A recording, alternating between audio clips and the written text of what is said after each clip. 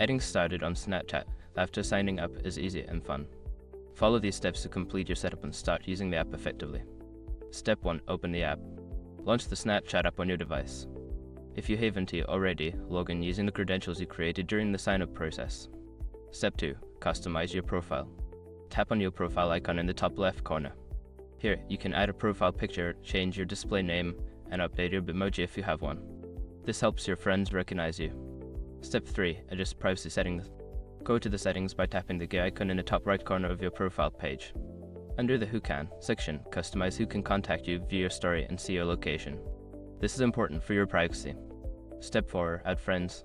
To connect with friends, tap on the Add Friends option. You can search for friends by username, sync your contacts, or use snap codes. Adding friends will enhance your experience on the platform.